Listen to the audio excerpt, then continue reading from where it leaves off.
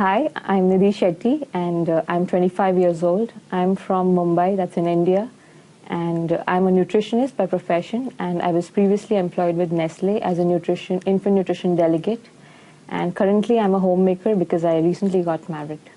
I was diagnosed with glaucoma in September 2010, and then it got worse very quickly. Post-June, June 2011, I could see that, I could see halos around lights and I could not see clearly, and the headache was getting all the more worse. My vision had deteriorated to quite an extent in one of my eyes. So that's how I was introduced to a new set of medications, and I was prescribed a number of medications which kept changing because I couldn't tolerate some of them. And before I underwent a surgery, I was using 3 types of eye drops, which were 3 times a day. So it was almost like 9 times of putting eye drops in the entire day. And on top of that, I was taking Diamox tablets every 6 hours, and that was also having a lot of side effects in terms of experiencing numbness in my extremities and dizziness throughout the day. So that was the time I decided that it's enough of medications, and my doctor said now you cannot tolerate this anymore because it was still not arresting the pressure in any way, and so then I had to undergo surgery. In terms of lifestyle modifications, after being diagnosed with glaucoma and being recommended so many drops, it was really difficult getting on with normal life because putting 9 drops a day wasn't easy, first of all. I have also high myopia, so I was wearing contact lenses. And if I had to put these eye drops regularly, it wasn't possible for me to keep removing my lenses every time I had to put the drops and then wait for half an hour till I can again put back the lenses. Because that was kind of irritating, and when you're traveling especially, you need to have that sterile environment where you can keep removing and putting on the lenses again, and hygiene, and it's a big issue there. So I didn't want to take chances with infection because of this. And secondly, these eye drops, some of them cause kind of dryness in the eyes, and also they sting your eyes, make them red. You have blurry vision after using some of the eye drops, so it wasn't easy at all.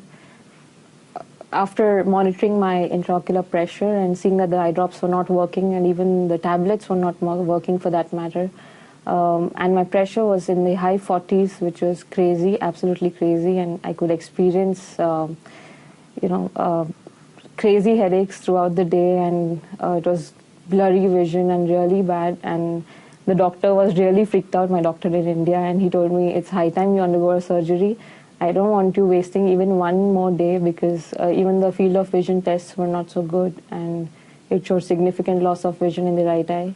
So he didn't want to take chances with the left eye going bad, and so he suggested something like a shunt or a valve to be placed in the eye, and then he said that your pressure is so high that maybe you will have to use 2 valves in the same eye to get down the pressure, otherwise it will not go down with just one shunt in each eye. So it has to be 2 valves in each eye, which was somewhat scary for me, because at the age of 25 I didn't want to have these external bodies inside my eye, and with no guarantee whether it will work or not. And there are a lot of then he said you cannot use contact lenses, the risk of infection is very high, and then you have the other form of surgery wherein you have a bleb formation taking place, and then therein again you have a lot of lifestyle modifications, because the bleb has high chances of infection taking place, and your eye might get worse even after getting the operation done. So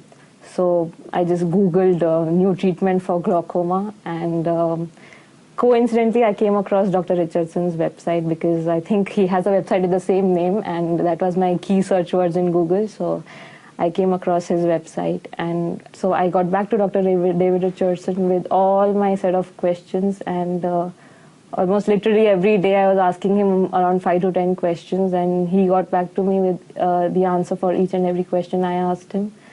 So that somehow boosted my confidence in this procedure, and my family was very supportive for that matter, and seeing the lifestyle modifications which I'll have to undergo if I go for the conventional surgery which I have in my home country, I just weighed the options, And then I thought nothing is more important than the vision, right? So I'm just 25 and I have a long way to go. I first got my right eye operated because the vision was really getting worse in that. And within 2 days after, the next day itself, the bandage was removed, and I took another 2 days to just recover from the whole thing. Then we had decided that we'll get the left eye operated after a month. But unfortunately, the pressure had shot up to 56, and seeing how good the healing was in the right eye, Dr. Richardson suggested that it's better to undergo the left eye surgery ASAP, because it would just end up making the vision worse if I waited for 1 more month, because 56 is a really high intraocular pressure. Once I'm back to India, I think there are a lot of doctors waiting for me to get back there. I'm like the guinea pig there right now for canaloplasty, because I had taken 5 or 6 opinions before I came down here from different doctors, because I couldn't believe this was happening to me, first of all. And so I just wanted to confirm that it is glaucoma, and there is no other option available in terms of surgery. Once I go back, I'm surely going to tell them how it has helped me, and the data will be there for them in front of their eyes to see. So I think that should convince them, and this should be good, I guess. At least I might not be able to make a change, but even if few people are aware of this because of me, it would be great. So when you looked at all of the lifestyle modifications and the risks, especially for somebody young, myopic, that are involved with trabeculectomy, traveling all this way for canaloplasty really seemed a reasonable option to you. Absolutely. It's been totally worth it, and I knew it would be difficult in terms of getting here financially, also in terms of getting a visa and then coming here and staying, everything. There's a lot of cost involved when it comes to traveling all the way from India and then coming here. But seeing the plus points in terms of, I told you that I'm a nutritionist, and I am also a certified yoga trainer. So there are a lot of physical activities which I will be involved in post this surgery. So will that be safe for me or not? And seeing that I don't have to undergo a lot of lifestyle modifications, it's hardly anything.